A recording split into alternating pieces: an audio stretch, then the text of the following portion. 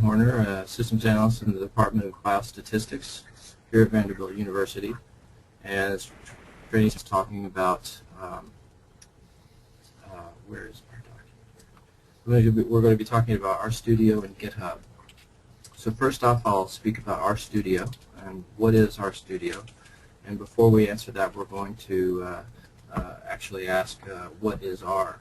R is a language and an environment for doing statistics, and it's run by the R Foundation, and they host their code at r-project.org. There's a core of R developers which create the software and release it from this site. They provide basically a command line version of R, which contains the full language and environment, and also GUI versions of R. So first off, let's look at a command line version of R. I'm on a Windows desktop, and here I'm at the command prompt. When I type R, I see the R prompt. It gives me a dialog message, and I can write R commands and execute them. I'm going to be sourcing some R code, which will allow me to run some software. And this, of course, creates the adverse events plot that Frank Harrell has created. So that is the command line version of R. R also contains, you can also get a GUI version of R, which looks like this. And we'll execute the same commands as we did in the command line version.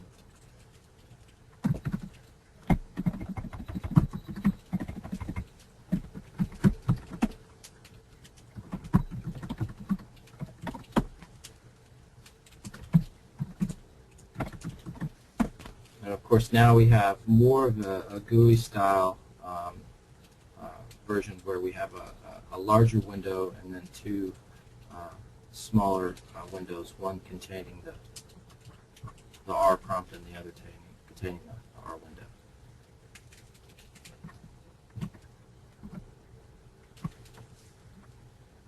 window. There are also third-party GUIs as well. If you're an Emacs user, Emacs Statistics may be a software package you would like to learn about. There's also JGR, which is a Java version of GUI for R, and there are Deducer and many others, and you can find those on the internet. So what is RStudio? It's a unified desktop and web server GUI for R. So I've downloaded RStudio onto my desktop here, and I'll start it up.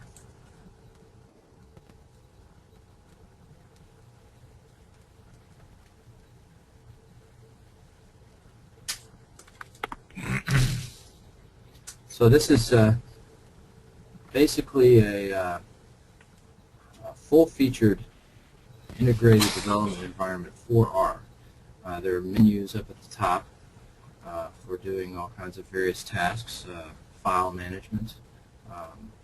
Also, as you can see, I already have the a.plot.r file open, and various and sundry things you can do here.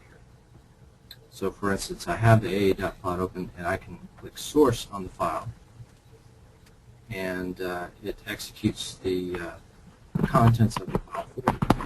That will allow me to execute the same plot function with the same data as before. And as you see, it comes up on the right-hand side here in this window.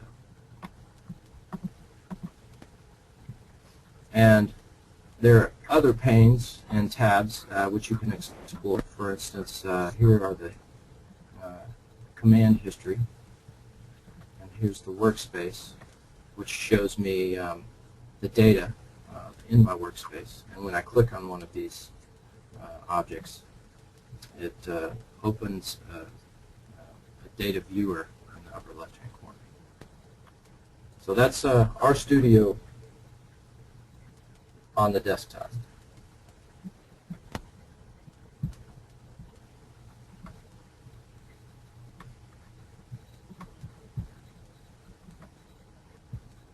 Let's see, I think I have to uncheck these.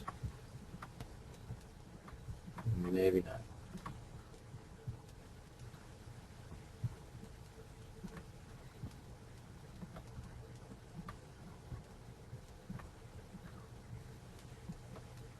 It looks like we're having a problem with that one. I'll just minimize it.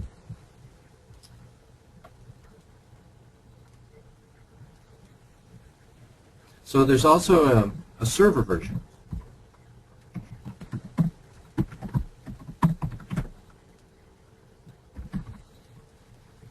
So I've gone to a website called beta.rstudio.org.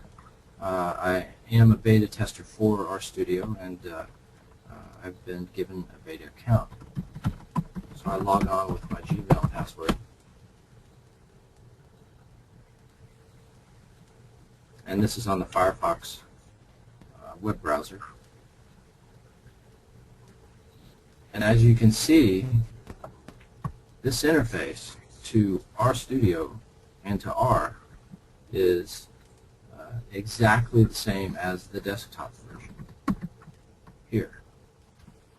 So whether you're working on your desktop or whether you're working on the RStudio server, the RStudio client is exactly the same. And this has very fascinating implications in that you're essentially running R in the cloud, and all of your data are on the RStudio server. All your software is there as well, and you have the same functionality.